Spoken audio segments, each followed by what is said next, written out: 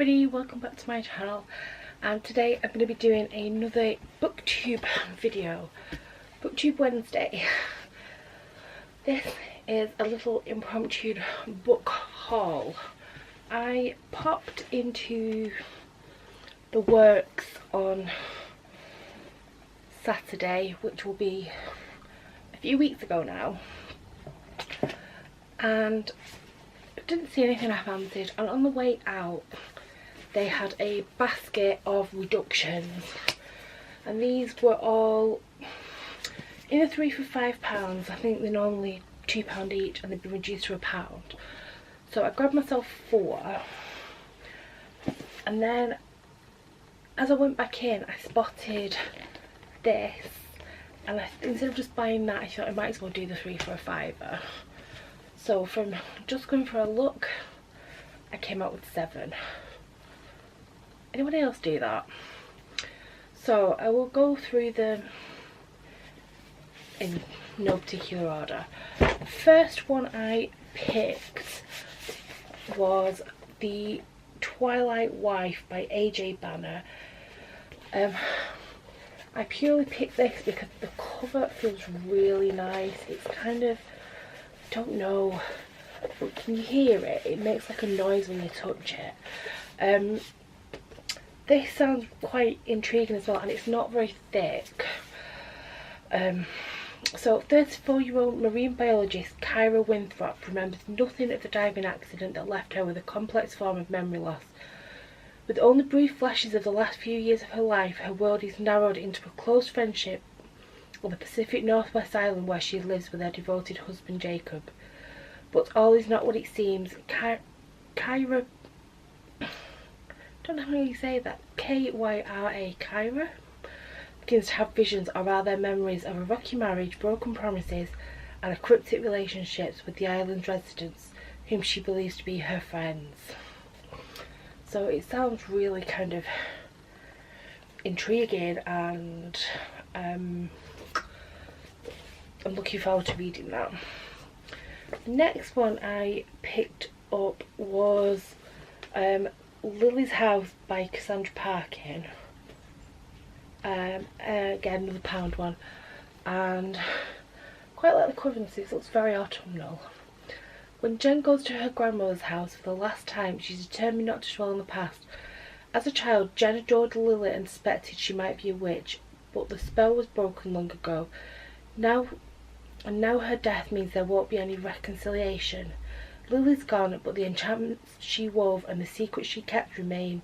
In Lily's house, Jen and her daughter Marianne, reluctant to confront the secrets of the past, present, and discover how dangerous we become when we're trying to protect loved ones.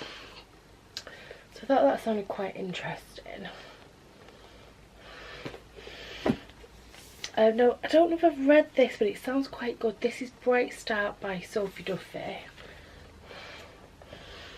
And Cameron Sparks' life is falling apart. He's separated from his wife and awaiting tribunal following an incident in the underground vaults of Edinburgh where he works as a ghost tour guide. On the day he moves back home to live with his widowed dad, he receives a letter from Canada. It is from Christy. 25 years earlier, Cameron attends Lancaster University and, despite his crippling shyness, makes 3 unlikely friends: Christy the rich Canadian, Tomo the wannabe rock star, and Bex the feminist activist who has his heart. In a whirlwind of alcohol, music and late night fox raids, Cameron feels as though he's finally living, until a horrific car accident shatters their friendship and alters their future forever. So I definitely haven't read this one, but the cover looks very familiar. And the last one I got, I will admit I got because of the purple pages, and I don't know if this is a kid's book or no. It doesn't say anything about it being young adult, but let's read the back. Bluebell, Twig and Jazz have been sent to stay with their grandma for the summer. The countryside is how Bluebell remembers it, full of fun and adventure, but this year it feels different somehow. There is sobbing and shouting, there is cantering horses, nighttime dares, confusing boys, a grandma to look after, but there is also laughter. More than this, there is love and what being a family is all about. That definitely sounds very young adult, doesn't it? But it's cute, and those orange pages.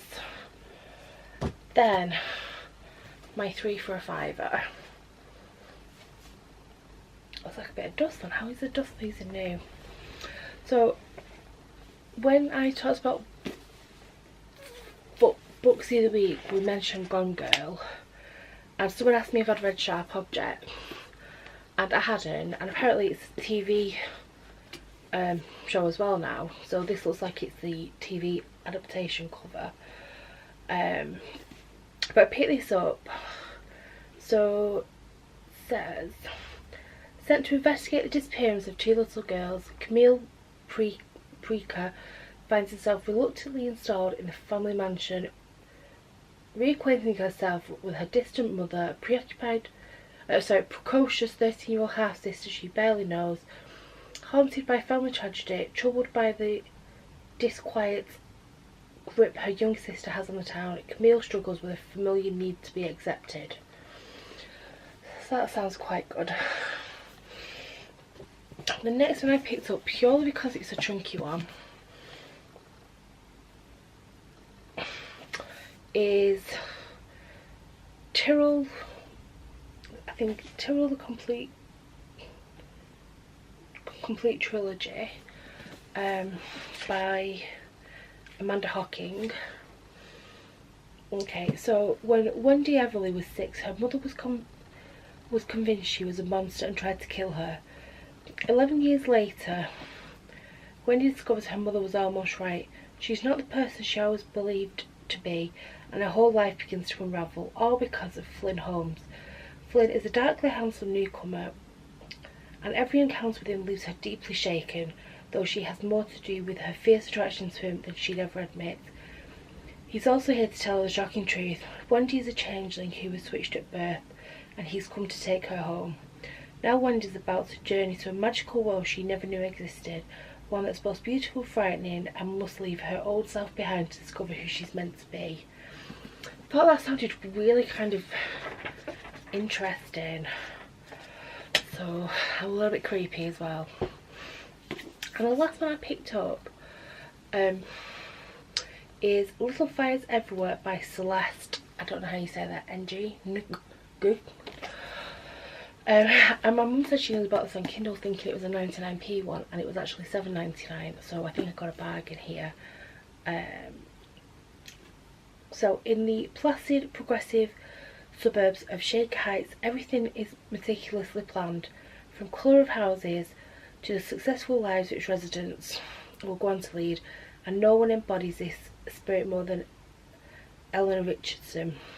Mia Warren is an enigmatic artist, a single mother arrived in this idyllic bubble with her teenage daughter Pearl, and rents a house from the Richardsons. Soon Mia and Pearl become more than just tenants. All 4 Richardson children are drawn to the alluring mother-daughter pair, but Mia carries with her a disregard for the rules that threatens to upend a carefully ordered community.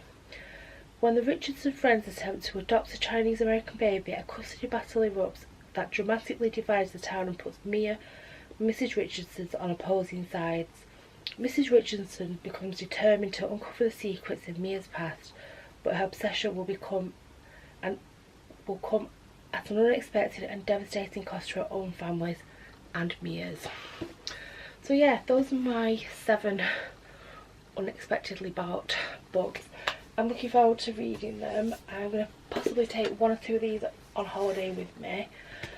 I just love the feel of it. I just hope it's really good.